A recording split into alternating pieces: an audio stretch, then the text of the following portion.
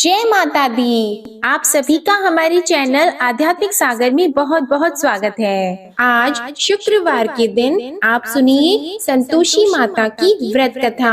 एक बुढ़िया थी और उसके 7 बेटे थे। 6 बेटे कमाने वाले थे और एक बेटा निकम्मा था। बुढ़िया माँ 6 पुत्रों की रसोई बनाती, भोजन कराती और पीछे से जो कुछ बचता वो 7वें पुत्र को दे देती। परंतु वह बड़ा भोला भाला था, मन में कुछ विचार नहीं करता था। एक दिन वह अपनी बहू से बोला, देखो मेरी माता का मुझ पर कितना प्रेम है। वह बोली, क्यों नहीं, सबका झूठा बचा हुआ तुमको खिलाती है। वह बोला, ऐसा भी हो सकता है क्या? मैं जब तक आंखों से न देखूं मान नहीं सकता। बहू ने हंसकर कहा, देख लोगी तब तो मानोगी। कुछ दिन बाद बड़ा त्योहार आया। घर में 7 प्रकार के भोजन और चूरमा के लड्डू बने। वह जांचने को सर के दर्द का बहाना कर पतला कपड़ा सिर पर ओढ़कर रसोई घर में सो गया और कपड़े में से सब देखता रहा। 6 भाई भोजन करने आए। उसने देखा माँ ने उनके लिए सुंदर सुंदर आसन बिछाए, 7 प्रकार की रसोई परोसी। वह आग्रह करके जिमाती रही, वह देखता रहा। 6 भाई भोजन कर उठे तब माँ ने उनकी झूठी थालियों में से लड्डुओं के टुकड़ों को उठाया और एक लड्डू बनाया। झूठन साफ करके बुढ़िया माँ ने पुकारा, उठ बेटा, 6 भाई भोजन कर गए, अब तू ही बेटा बाकी है, उठ और तू कब खाएगा? वह कहने लगा, माँ मुझे भोजन नहीं करना, मैं परदेश जा रहा हूँ। माता ने कहा, कल जाता तो आज ही जा। वह बोला, हाँ हाँ आज ही जा रहा हूँ। यह कहकर वह घर से निकल गया। चलते समय उसे बहू की याद आई। वह गौशाला में कंडे थाप रही थी। वह उसे जाकर बोला कि मेरे पास तो कुछ नहीं है, यह अंगूठी है सो ले लो और अपनी कुछ निशानी मुझे दे दो। वह बोली कि मेरे पास क्या है, यह गोबर भरा हाथ है। यह कहकर उसकी पीठ में गोबर के हाथ की थाप मार दी और वह चल दिया। चलते चलते दूर देश में पहुंचा। वहां पर एक साहूकार की दुकान थी। वहां जाकर बोला, भाई मुझे नौकरी पर रख लो। साहूकार को नौकर की जरूरत थी। साहूकार उससे बोला, तू नौकरी पर रह जा। लड़के ने पूछा, तनख्वाह क्या रहेगी? साहूकार ने कहा, काम देखकर दाम मिलेंगे। साहूकार की नौकरी मिल गई। वह सवेरे 6 बजे से रात्रि 12 बजे तक नौकरी करने लगा। कुछ दिनों में दुकान का लेन देन, हिसाब किताब, ग्राहकों को माल बेचना, सारा काम करने लगा। साहूकार के 7-8 नौकर थे। वे सब चक्कर खाने लगे कि यह नया नौकर बहुत होशियार बन गया है। सेठ ने भी काम देखा और 3 महीने के अंदर ही उसे मुनाफे का साझीदार बना लिया। 12 वर्ष में वह नामी सेठ बन गया और मालिक सारा कारोबार उस पर छोड़कर बाहर चला गया।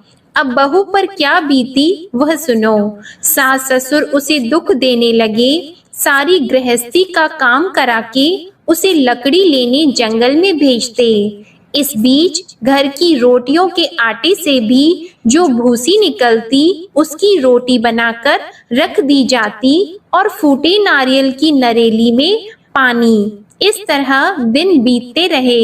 एक दिन वह लकड़ी लेने जा रही थी कि रास्ते में बहुत सी स्त्रियां संतोषी माता का व्रत करती दिखाई दी। वहां यह खड़ी होकर कहने लगी, बहनों, यह तुम किस देवता का व्रत करती हो और इसके करने से क्या फल होता है? इस व्रत के करने की क्या विधि है? यदि तुम अपने इस व्रत का विधान मुझे समझाकर कहोगी तो मैं तुम्हारा बड़ा एहसान मानूंगी। तब उनमें से एक स्त्री बोली, सुनो, यह संतोषी माता का व्रत है। इसके करने से निर्धनता दरिद्रता का नाश होता है, लक्ष्मी आती है, मन की चिंताएं दूर होती हैं, घर में सुख होने से मन को प्रसन्नता और शांति मिलती है। निपुत्री को पुत्र मिलता है, प्रीतम बाहर गया हो तो शीघ्र आता है। कुंवारी कन्या को मनपसंद वर मिलता है, राजद्वार में बहुत दिनों से मुकदमा चलता हो तो वह भी खत्म होता है। कलह क्लेश की निवृत्ति हो, सुख शांति हो, घर में धन जमा हो, पैसा जायदाद का लाभ हो और भी मन में जो कुछ कामना हो वह सब इस संतोषी माता की कृपा से पूरी होती है। स्त्री कहने लगी, 1.25 आने का गुड़ चना लेना, इच्छा हो तो 5.25 आने का लेना या 1.25 रुपए का भी, सहूलियत के अनुसार ही लेना, बिना परेशानी श्रद्धा और प्रेम से जितना भी बन सके सवाया लेना। 5.25 पैसे से 5.25 आने तथा इससे भी ज्यादा शक्ति और भक्ति के अनुसार ले लेना। हर शुक्रवार को निराहार रहकर कथा कहना और सुनना। इसके बीच क्रम टूटे नहीं, लगातार नियम पालन करते रहना। सुनने वाला कोई न मिले तो घी का दीपक जलाकर उसके आगे जल के पात्र को रखकर कथा कहना, परंतु नियम न टूटे। जब तक कार्य सिद्ध न हो नियम पालन करना और कार्य सिद्ध हो जाने पर व्रत का उद्यापन करना। 3 मास में माता फल पूरा करती है। यदि किसी के खोटे ग्रह हो तो भी माता 1 वर्ष में अवश्य कार्य सिद्ध करती हैं। कार्य सिद्ध होने पर ही उद्यापन करना चाहिए, बीच में नहीं करना चाहिए। उद्यापन में 2.5 सेर आटे का खाजा तथा इसी अनुसार से खीर तथा चने का साग बनाना। 8 लड़कों को भोजन कराना, जहाँ तक मिले देवर जेठ भाई बंधु कुटुंब के लड़के लेना, न मिले तो रिश्तेदारों और पड़ोसियों के लड़के बुलाना। उन्हें भोजन कराकर यथाशक्ति दक्षिणा देना और माता का नियम पूरा करना। उस दिन घर में कोई खटाई नहीं बनाना। यह सब सुनकर बुढ़िया की बहू वहां से चल दी। रास्ते में लकड़ी के बोझ को बेच दिया और उन पैसों से गुड़ चना लेकर माता के व्रत की तैयारी करने लगी। आगे चली और सामने मंदिर है। यह सुनकर माता के मंदिर में जाकर माता के चरणों में लौटने लगी। इसके बाद वह माँ से विनती करने लगी कि हे माँ, मैं निपट मूर्ख हूँ, व्रत के नियम कुछ नहीं जानती हूँ, मैं बहुत दुखी हूँ। हे माता जग जननी, मेरा दुख दूर करो, मैं आपकी शरण में हूँ। माता को दया आई। एक शुक्रवार बीता कि दूसरे शुक्रवार को ही इसके पति का पत्र आया और तीसरे को उसका भेजा हुआ पैसा भी आ पहुंचा। यह देखकर जेठानी मुंह सिकोड़ने लगी, इतने दिनों में इतना पैसा आया, इसमें क्या बढ़ाव है। लड़के ताने देने लगे कि काकी के पास अब पत्र आने लगे, रुपए आने लगा, अब तो काकी की खातिर बढ़ जाएगी, अब तो काकी बुलाने से भी नहीं बोलेगी। बेचारी सरलता से यह कहती है कि भैया पत्र आएगा, रुपए आएंगे तो हम सबके लिए अच्छा है। ऐसा कहकर आंखों में आंसू भरकर संतोषी माता के मंदिर में आकर मातेश्वरी के चरणों में गिरकर रोने लगी। माँ, मैंने तुमसे पैसा नहीं मांगा, मुझे पैसे से क्या काम है, मुझे तो अपनी सुहाग से काम है, मैं तो अपने स्वामी की दर्शन और सेवा मांगती हूँ। तब माता ने प्रसन्न होकर कहा, जा बेटी, तेरा स्वामी आएगा। यह सुनकर खुशी से वह बावली होकर घर जाकर काम करने लगी। अब संतोषी माँ विचार करने लगी, इस भोली पुत्री से मैंने कह तो दिया कि तेरा पति आएगा, पर आएगा कहाँ से, वह तो इसे स्वप्न में भी याद नहीं करता, इसे याद दिलाने तो मुझे ही जाना पड़ेगा। इस तरह माता उस बुढ़िया के बेटे के पास जाकर स्वप्न में प्रकट होकर कहने लगी, साहूकार के बेटे, सोता है या जागता है? वह कहता है, माता सोता भी नहीं हूँ, जागता भी नहीं हूँ, बीच में ही हूँ, कहो क्या आज्ञा है। माँ कहने लगी, तेरा घर बार है या नहीं। वह बोला, मेरा सब कुछ है माता, माँ बाप भाई बहन बहू क्या कमी है। माँ बोली, पुत्र तेरी घरवाली कष्ट उठा रही है, माँ बाप उसे दुख दे रहे हैं, वह तेरे लिए तरस रही है, तू उसकी सुध ले। वह बोला, हाँ माता, यह तो मुझे मालूम है, परंतु जाऊं कैसे। परदेश की बात है, लेन देन का कोई हिसाब नहीं, कोई जाने का रास्ता नजर नहीं आता, कैसे चला जाऊं। माँ कहने लगी, मेरी बात मान, सवेरे नहा धोकर संतोषी माता का नाम लेकर घी का दीपक जलाकर दंडवत कर दुकान पर जा बैठना। देखते देखते तेरा लेन देन चुक जाएगा, जमा माल बिक जाएगा, सांझ होते होते धन का ढेर लग जाएगा। अब तो वह सवेरे बहुत ही जल्दी उठकर मित्र बंधुओं से अपनी सपने की बात कहता है। वे सब उसकी बात अनसुनी करके खिल्ली उड़ाने लगे। कहीं सपने भी सच्चे होते हैं। एक बूढ़ा बोला, देख भाई मेरी बात मान, इस तरह साच झूठ कहने के बदले देवता ने जैसा ही कहा है वैसा ही करना, तेरा क्या जाता है। अब बूढ़े की बात मानकर वह नहा धोकर संतोषी माता को दंडवत कर घी का दीपक जलाकर दुकान पर जा बैठता है। थोड़ी देर में वह क्या देखता है कि देने वाले रुपया लाए, लेने वाले हिसाब लाए। कोठे में भरे सामानों के खरीदार नगद में सौदा करने लगे। शाम तक धन का ढेर लग गया। मन में माता का नाम लेकर प्रसन्न होकर घर जाने के वास्ते गहना कपड़ा सामान खरीदने लगा। यहाँ के काम से निपट घर को रवाना हुआ। उधर बहू बेचारी जंगल में लकड़ी लेने जाती है। लौटते वक्त माताजी के मंदिर पर विश्राम करती है।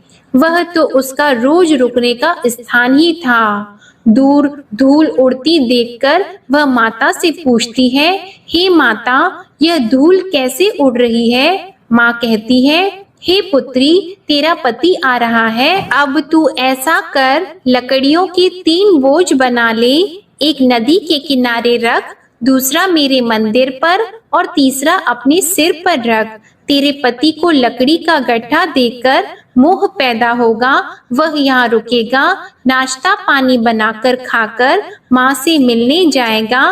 तू लकड़ी का बोझ उठाकर जाना और बीच चौक में गट्ठा लाकर 3 आवाजें जोर से लगाना। लो सासू जी, लकड़ियों का गट्ठा लाई हूँ, भूसी की रोटी दो, नारियल के खोपड़े में पानी दो, आज कौन मेहमान आया है। माँ की यह बात सुनकर वह बहुत अच्छा माता जी कहकर प्रसन्न मन होकर लकड़ियों के 3 गट्ठे ले आई। एक नदी के तट पर एक माता के मंदिर पर रखा। इतने में ही वह मुसाफिर आ पहुंचा। सूखी लकड़ी देखकर उसकी इच्छा हुई कि अब यहीं निवास करें और भोजन बनाकर खा पीकर गांव जाएं। इस प्रकार भोजन बनाकर विश्राम लेकर गांव को गया। उसी समय बहू सिर पर लकड़ी का गट्ठा लिए आती है। उसे आंगन में डालकर जोर से 3 आवाज देती है, लो सासू जी, लकड़ी का गट्ठा लो, भूसी की रोटी दो, नारियल के खोपड़े में पानी दो, आज कौन आया है। यह सुनकर उनकी सास अपने दिए हुए कष्टों को भुलाने हेतु कहती है, बहू ऐसा क्यों कहती हो, तेरा मालिक ही तो आया है, बैठ, मीठा भात खाकर कपड़े गहने पहन।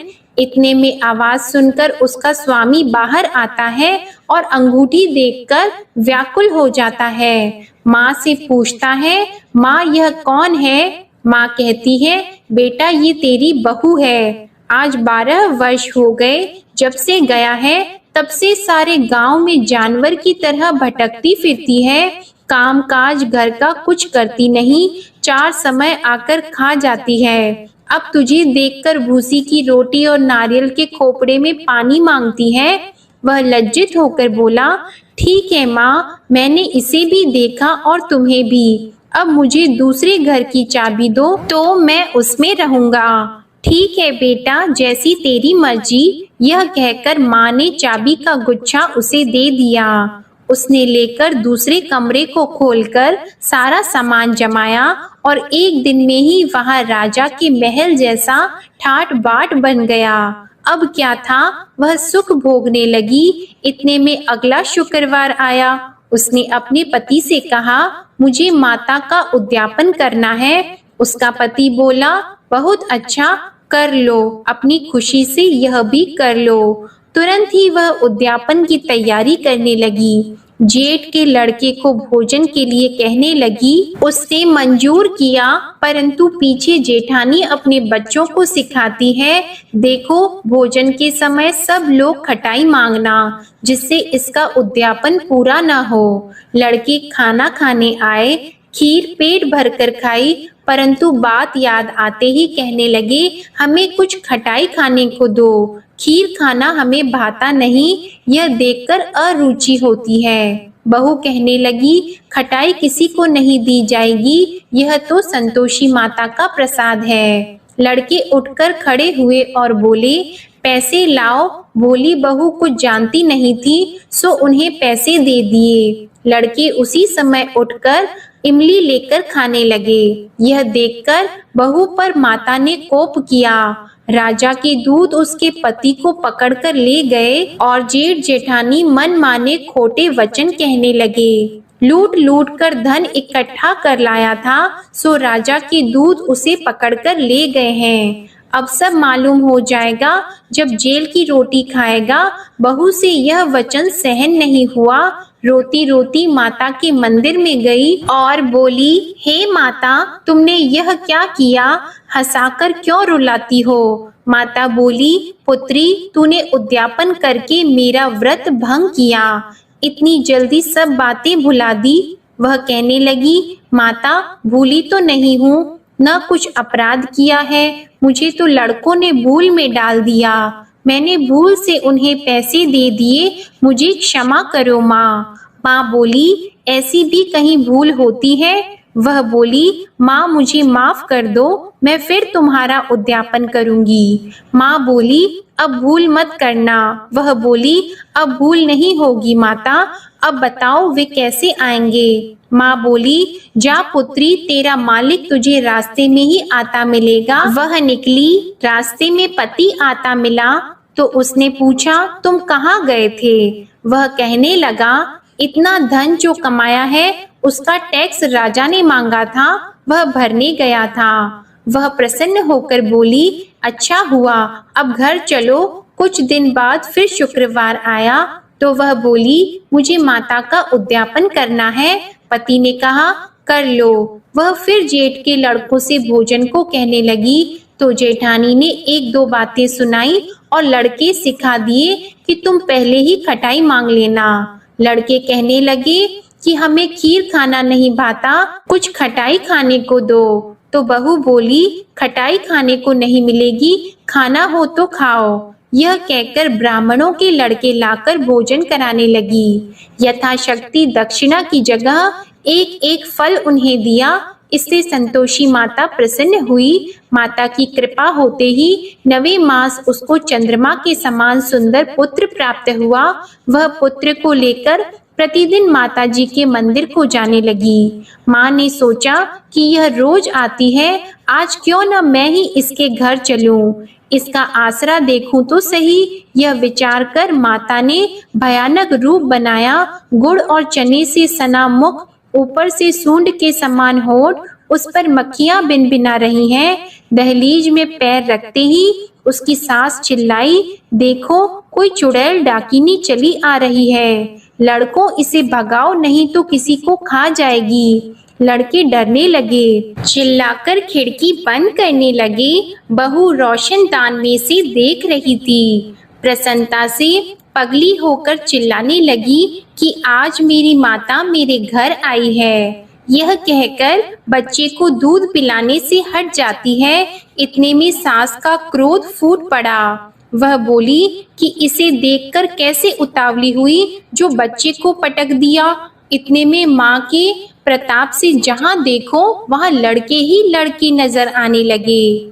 बहू बोली, माँ जी, मैं जिनका व्रत करती हूँ यह वह संतोषी माता हैं। इतना कहकर झट से सारे घर के किवाड़ खोल दिए और सबने माता के चरण पकड़ लिए और विनती कर कहने लगे, हे माता, हम मूर्ख हैं, अज्ञानी हैं, तुम्हारी व्रत की विधि हम नहीं जानते हैं। तुम्हारा व्रत भंग करके हमने बहुत बड़ा अपराध किया है। हे माता, बहू को जैसा फल दिया वैसा सबको देना। जो भी यह कथा पढ़ेगा या सुनेगा उसके सभी मनोरथ पूर्ण होंगे। प्रेम से बोलिए संतोषी माता की जय। आइए अब सुनते हैं संतोषी माता की आरती।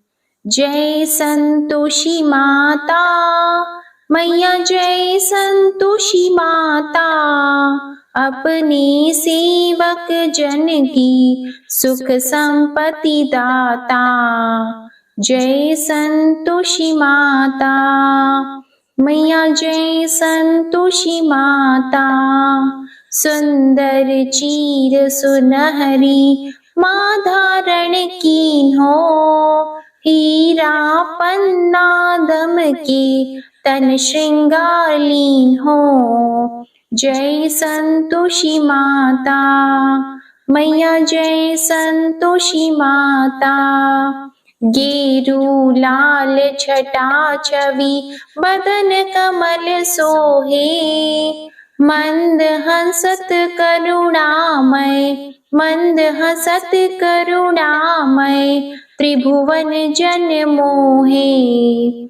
जय संतोषी माता मैया, जय संतोषी माता, स्वर्ण सिंहासन बैठी चवर ढुरे प्यारे। धूप दीप मधुमेवा भोग धरे न्यारे। जय संतोषी माता मैया, जय संतोषी माता, गुड़ अरु चना परम प्रिय तामे संतोष कियो। संतोषी कहलाई भक्तन वैभव दियो। जय संतोषी माता मैया, जय संतोषी माता, शुक्रवार प्रिय मानत आज दिवस सोही। भक्त मंडली छाई कथा सुनत मोही। जय संतोषी माता मैया, जय संतोषी माता, मंदिर जगमग ज्योति मंगल ध्वनि छाई। विनय करे हम बालक चरणन सिर नाई। जय संतोषी माता मैया, जय संतोषी माता, भक्ति भावमय पूजा अंगीकृत कीजिए। जो मन बसे हमारी इच्छा फल दीजिए। जय संतोषी माता मैया, जय संतोषी माता, दुखी दरिद्री रोगी संकट मुक्त किए। बहु धन धान्य भरे घर सुख सौभाग्य दिए। जय संतोषी माता मैया, जय संतोषी माता, ध्यान धरियो जिस जन ने मन वांछित फल पायो। पूजा कथा श्रवण कर घर आनंद आयो। जय संतोषी माता मैया, जय संतोषी माता, शरण गहे की लज्जा राखियो जगदम्बे। संकट तू ही निवारे दयामयी अम्बे। जय संतोषी माता, मैया जय संतोषी माता। संतोषी माँ की आरती जो कोई नर गावे, रिद्धि सिद्धि सुख संपत्ति जी भर कर पावे। जय संतोषी माता, मैया जय संतोषी माता, जय संतोषी माता। प्रेम से बोलिए संतोषी माता की जय। आपको आज की कथा और ये आरती पसंद आए तो वीडियो को लाइक करके चैनल को जरूर सब्सक्राइब करिएगा और कमेंट में संतोषी माता की जय भी जरूर लिखिएगा।